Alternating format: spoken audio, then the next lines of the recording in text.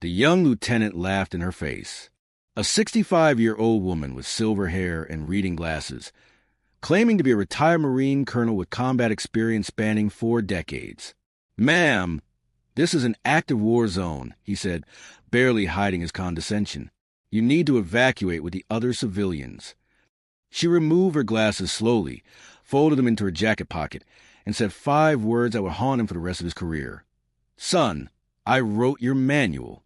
What happened in the next 72 hours would turn this forward operating base upside down and teach an entire battalion that age is just a number when skill becomes instinct. Forward Operating Base Sentinel sits in the mountainous border region between Allied and hostile territory, a place where diplomatic maps become meaningless and only tactical reality matters. It's August 2024, and the base houses 400 personnel, mostly young soldiers, average age 24, who've been deployed for 6 months in a region that tests nerves and judgment daily. Colonel, retired, Margaret Maggie Thornton steps off the supply helicopter at 0600 hours. She's 65 years old, stands 5'5", weighs maybe 140 pounds, and carries herself with the quiet dignity of someone who has nothing left to prove. Her silver hair is cut military short. Her face shows every one of her 65 years. Deep lines around her eyes, weathered skin from decades in harsh climates, the kind of aging that comes from a life lived hard and without apology. She's wearing civilian hiking clothes, carries a worn backpack, and has a camera bag slung over one shoulder.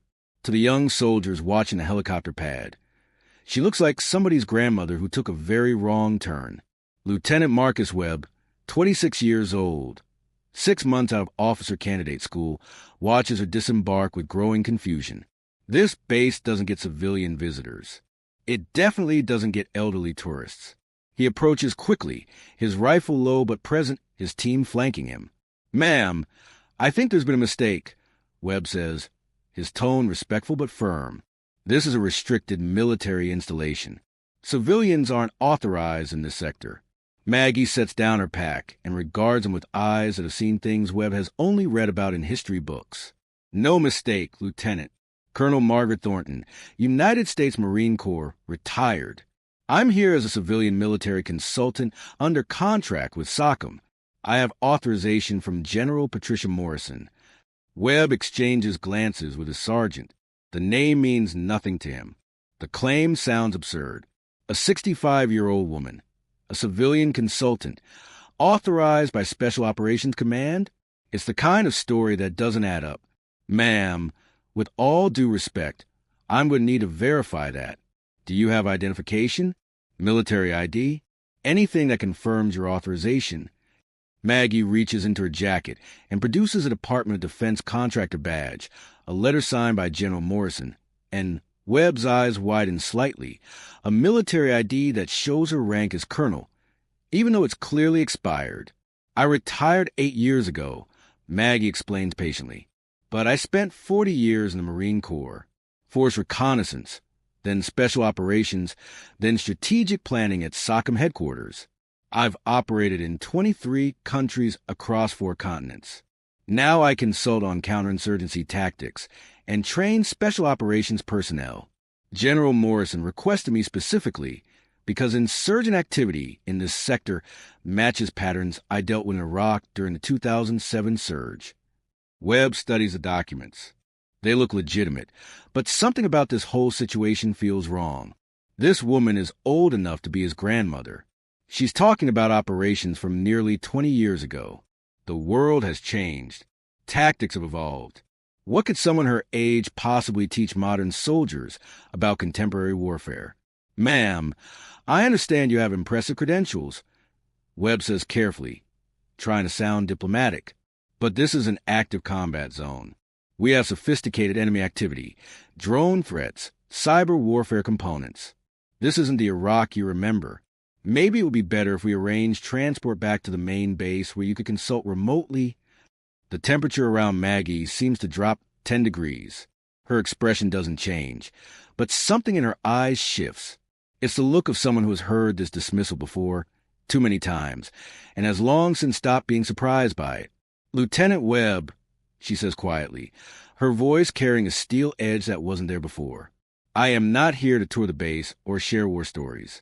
I am here because insurgent forces in this region have adopted a specific tactical signature that I recognize from al-Qaeda-affiliated groups I tracked for 7 years. General Morrison believes, correctly, that my experience can help prevent American casualties. Now, I can either speak with your commanding officer, or I can include your interference in my report to SOCOM. Your choice. Webb's pride kicks in. He's the officer in charge of base security. He doesn't take orders from retired contractors, regardless of what they claim they used to be. And something about this old woman's confidence irritates him in a way he can't quite name. Ma'am, I'll need you to wait in the holding area while I verify your credentials. This could take several hours. Standard security protocol. Maggie sighs. It's a sound of disappointment rather than anger. Lieutenant, I tried to do this the easy way. But let me be very clear. I have been detained by enemy forces in 3 different countries. I have been interrogated by professionals who make your worst nightmares look like kindergarten. I have escaped captivity twice and fought my way out of the 3rd situation. I am 65 years old. I am tired, and I am not in the mood to be dismissed by someone who probably wasn't born yet when I earned my first Purple Heart. She picks up her pack. I'll wait in your holding area. But when your commanding officer arrives and asks why the consultant General Morrison sent personally is sitting in detention, I suggest you have a better answer than she looked old.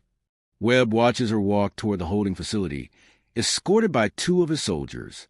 Something about the way she moves catches his attention. No hesitation, no uncertainty. Despite her age, despite being surrounded by armed men, despite being completely outnumbered, she walks like someone who has never doubted her ability to handle whatever comes next. Private Jessica Martinez, 22 years old, leans close to Webb. Sir, that DOD contractor badge looked legitimate, and that letter had General Morrison's actual signature. I've seen it before on other documents. Then verification will confirm it, Webb says, more confidently than he feels. Until then, protocol is protocol. What Webb doesn't know, what is no way of knowing, is that in approximately 4 hours, this base is going to come under the most sophisticated attack it has faced in 6 months. And the old woman he just dismissed is the only person here with the knowledge and experience to keep everyone alive. Maggie sits in the holding facility, a converted storage room with a folding chair and a table. She's not restrained. Webb isn't completely stupid, but there's an armed guard outside, and she's been told to wait for verification that might take several hours. She's waited in worse places. Interrogation rooms in Baghdad, detention cells in Kabul, a cave in Yemen for 3 days while waiting for extraction after mission went wrong.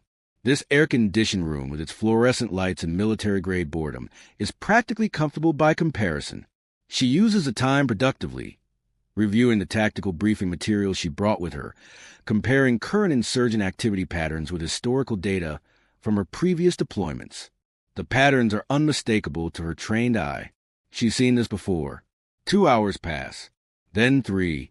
Maggie checks her watch, a battered field watch she's worn for 30 years, and calculates. If her analysis is correct, the attack will come at dusk. That's 5 hours away. Plenty of time for verification to go through and for her to brief the command staff. Except Webb hasn't made the call yet. He's been busy with other duties, and verifying some old woman's credentials isn't high on his priority list. He figures he'll get to it before shift change. That calculation is about to cost him.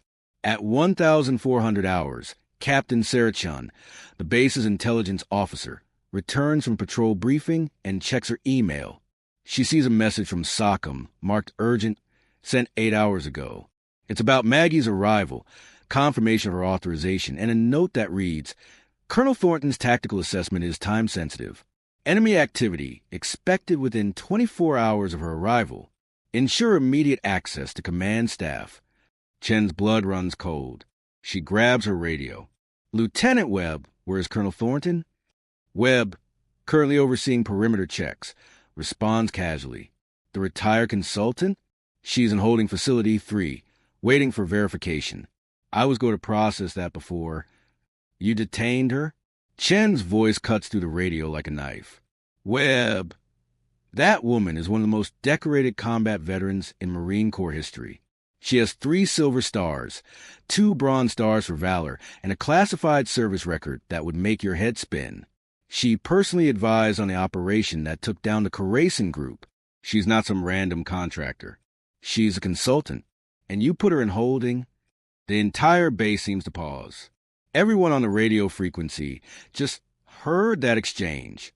Webb feels his face burning. I was following security protocol, ma'am. She didn't have proper. Get her out of there right now and escort her to the operations center. And Webb, you better pray she's professional enough not to mention this in her report. Webb runs to the holding facility, his previous confidence replaced by growing dread. He bursts through the door to find Maggie exactly where he left her, calmly reading through tactical documents, completely unbothered. Colonel Thornton, I apologize. There was a communications error. If you'll come with me, the command staff is ready for your briefing. Maggie looks up slowly, her reading glasses perched on her nose. Communications error. Is that what we're calling it? Ma'am, She stands, gathering her materials with practiced efficiency. Save it, Lieutenant. I've been underestimated my entire career. At 25, they said I was too young. At 35, they said women couldn't handle combat operations. At 45, they said I should move to a desk job. At 55, they said I was too old to be relevant. At 65, I'm apparently too old to be taken seriously at all.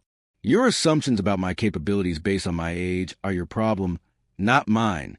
Now, shall we get to work, or would you like to waste more time?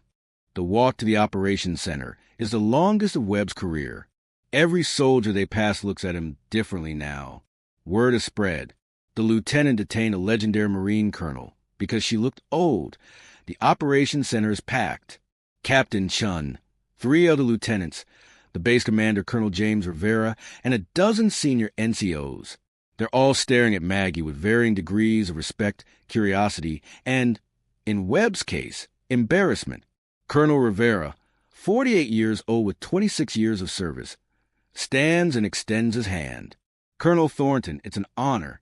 I apologize for the delay in getting you here. Please proceed with your briefing. Maggie shakes his hand firmly, then moves to the tactical display. She doesn't waste time with pleasantries or ego. You're going to be attacked today, she says bluntly. Probably within the next 4 hours, most likely at dusk when visibility is worst. The attack will involve mortar fire followed by ground assault on your eastern perimeter, with a secondary feint on the western gate, to split your defensive response. The room goes silent. This is not how briefings usually start. How do you know this? Lieutenant Webb asks, trying to recover some professional credibility. Maggie pulls up reconnaissance photos on the display. Because I've seen this exact pattern 23 times in Iraq, 14 times in Afghanistan, and 6 times in Syria. The insurgent commander operating in this sector is using a tactical playbook that originated with Al-Qaeda in Iraq circa 2006. I helped write the counter-tactics manual for these exact scenarios. She points to specific features in the terrain surrounding the base. 3 days ago, your patrols reported unusual activity here, and here. Civilian vehicles in areas that normally have no traffic. Local population evacuating without clear reason. Market activity dropping suddenly.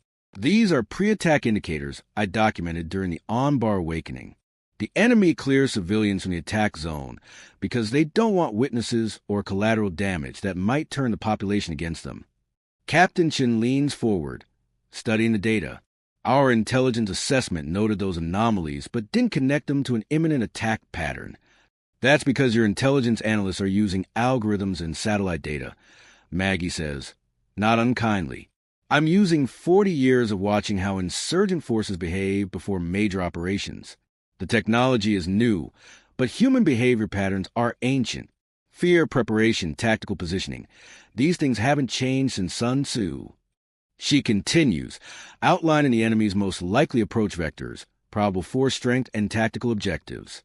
Every statement is backed by historical precedent, current intelligence, and tactical analysis that makes everyone in the room realize they're listening to someone operating on an entirely different level. Rivera listens intently, his respect growing with every minute. Colonel Thornton, if your assessment is correct, and I have no reason to doubt it, what do you recommend? Maggie's expression becomes very serious. With respect, sir, your current defensive posture is inadequate for this type of attack. You're positioned for harassment fire and small probing attacks. You're not ready for a coordinated assault by a force that has done detailed reconnaissance on your weak points. She spends the next 45 minutes completely restructuring the base's defensive plan, moving personnel, repositioning heavy weapons, creating kill zones, establishing fallback positions. She's not suggesting changes. She's redesigning the entire tactical approach with the casual competence of someone who has done this successfully dozens of times. Webb watches, stunned. Every suggestion she makes is immediately obvious once she explains it, but none of them had thought of it themselves. She's not just experienced. She's operating at a strategic level that comes from decades of hard-won knowledge. One more thing, Maggie says as she finishes. When the attack comes, you're going to want to immediately return fire at maximum volume. Don't. Let them commit fully to the approach.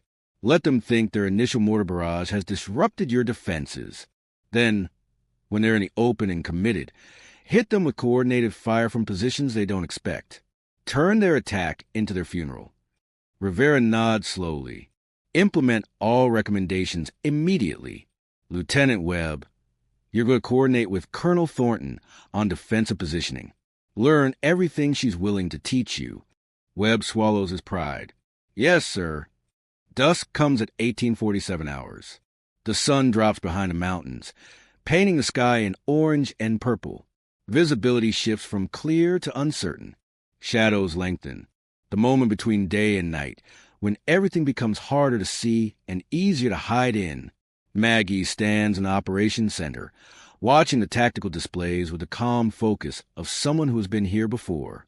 Around her, young soldiers are tense, weapons ready, eyes scanning.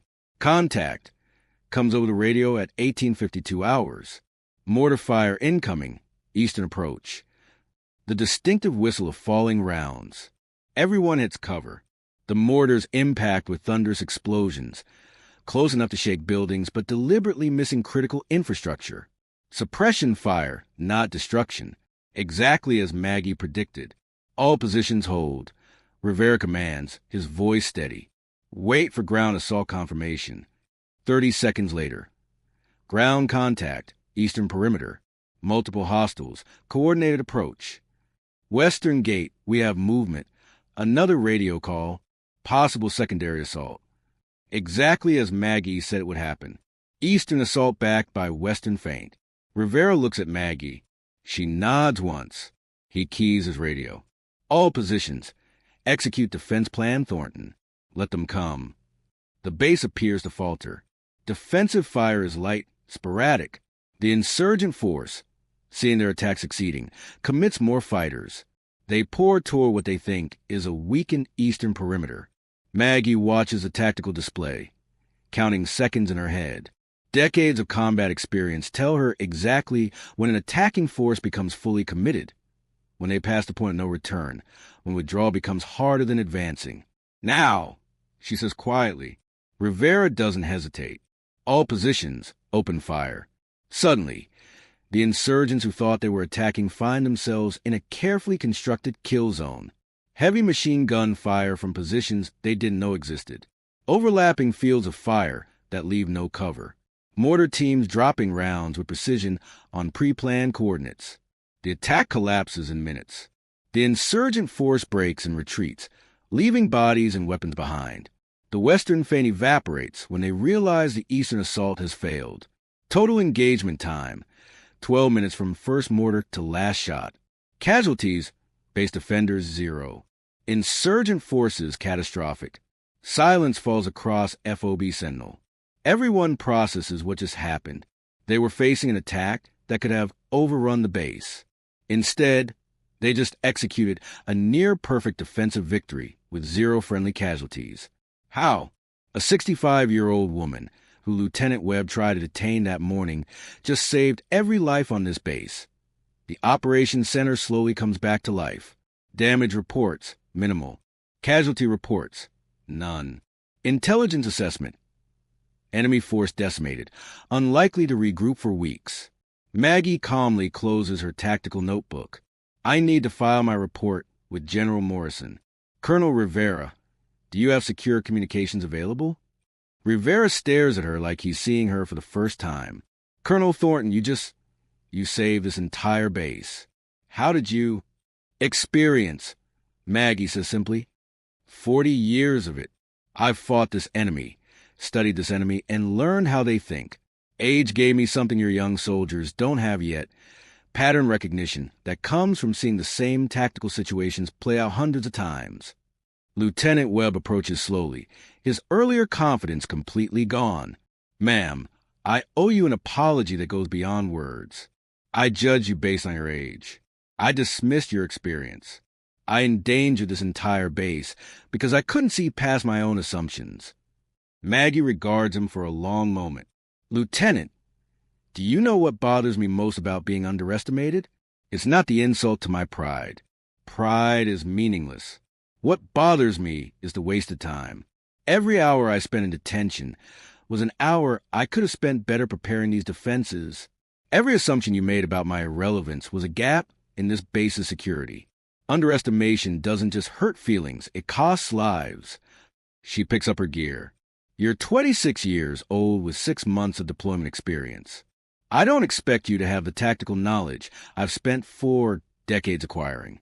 But I do expect you to be smart enough to recognize when someone knows more than you do, regardless of what they look like. That's not about respect for elders. That's about survival. Captain Chin steps forward. Colonel Thornton, we'd like you to stay on as a permanent consultant. Your knowledge is already in my report. Maggie finishes gently. Everything you need to know about defending this base and recognizing future attack patterns is documented. Train your people well. Listen when locals change their behavior. Trust pattern recognition over algorithms. And most importantly, never assume that capability has an expiration date. She heads to the door, then pauses and looks back at Webb. Lieutenant, you made a mistake today. Learn from it. 30 years from now, you might be the old veteran someone young dismisses. Remember how that feels. Remember what it costs. Dawn breaks over FOB Sentinel. The base is secure, repairs are underway, and the tactical situation has shifted dramatically in their favor. Maggie stands at the helicopter pad, waiting for transport back to headquarters. Colonel Rivera approaches with Webb beside him. Colonel Thornton, I want you to know your report will include a full account of your contribution here. This base owes you everything. Maggie smiles, and for the first time, she looks her full 65 years, tired, weathered, but satisfied. I'm glad I could help, Colonel. That's why I keep doing this work. Not for recognition, but because these skills I've spent my life developing can still save lives. That's enough. Webb extends his hand. Ma'am, thank you, not just for saving us, but for teaching me something I should have already known. Wisdom doesn't retire. Maggie shakes his hand firmly. Neither does service, Lieutenant. I may have retired from active duty, but I never stopped being a Marine. That doesn't end at 65 or 75 or any age. The mission continues as long as you have something to contribute.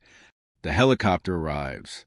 Maggie boards, and as it lifts off, Webb watches until it disappears into the morning sun. She's incredible, he says quietly to Captain Chun.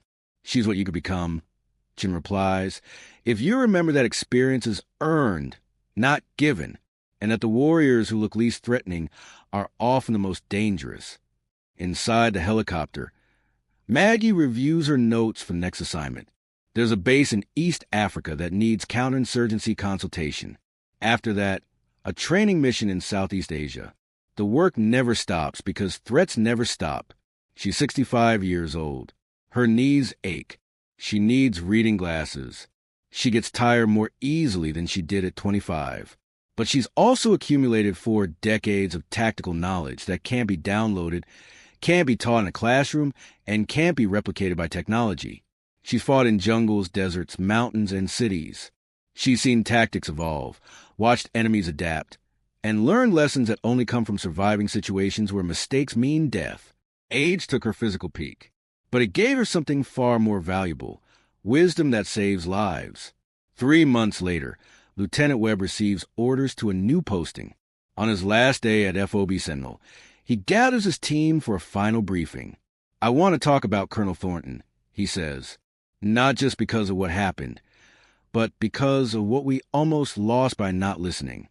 We had one of the most experienced combat advisors in the entire military on this base, and I detained her because she didn't match my mental image of what a warrior should look like."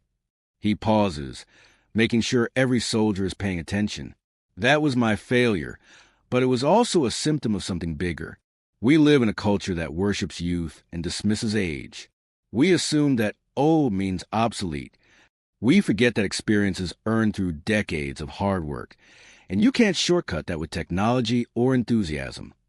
Colonel Thornton saved this base not because she was stronger or faster than any of us. She saved us because she had seen the patterns before. She recognized what was coming because she'd lived through it dozens of times. That kind of knowledge doesn't come from books or simulations. It comes from decades in the field, learning lessons the hard way, and surviving long enough to pass that knowledge on. So here's what I learned, and what I hope you'll remember. Never judge someone's capability by their age. The old warrior may not be as fast as they once were, but they're often twice as smart. Respect experience. Listen to those who've walked the path before you. And remember that the mission doesn't retire when you do. It continues in how you pass on what you've learned. Webb looks at each soldier in turn. Colonel Thornton could have held a grudge, could have made my life hell. Instead, she focused on the mission, saved our lives, and left us better prepared than she found us. That's professionalism. That's what a true warrior looks like. He picks up his gear. Age is going to come for all of us. When it does, I hope we face it the way she has, not by denying it, but by understanding that experience is its own kind of power. Stay sharp, stay humble, and always remember, the greatest warriors aren't always the youngest. Real strength isn't measured in years. It's measured in wisdom earned and lives saved. Colonel Margaret Thornton proved that capability doesn't expire at retirement age, that experience is irreplaceable, and that underestimating someone based on appearance is not just insulting, it's dangerous. The soldiers at FOB Sentinel learned that the quiet confidence of a 65-year-old veteran can be more powerful than the bravado of a dozen young warriors. They learned that tactical knowledge built over 4 decades can't be replaced by technology or enthusiasm. They learned that respect should be earned by capability, not assigned by age. But the deeper lesson is this. We live in a society that often discards people once they reach a certain age, assuming they have nothing left to contribute. Colonel Thornton's story reminds us that some skills only improve with time, that wisdom is a reward for surviving long enough to accumulate it, and that the warriors who seem least threatening may be the most lethal because they have nothing left to prove. Age took her physical peak, but it gave her something far more valuable: decades of pattern recognition that saved hundreds of lives. She didn't need to be the fastest or strongest. She needed to be the smartest. And intelligence, real tactical intelligence, comes from experience that can only be earned through time. Never underestimate the old warrior. They've survived everything you've only read about. They've learned lessons you haven't faced yet. And when the critical moment comes, their experience might be the only thing standing between survival and catastrophe. Wisdom doesn't retire. Service doesn't end. And the most dangerous warrior in the room might be the one you never saw coming. If this story moved you, don't forget to subscribe to USX Stories. We share real tales of courage, resilience, and the warriors who serve in shadows, proving that heroes come in all ages, and that experience is the ultimate force multiplier. Hit that subscribe button now and never miss another powerful story.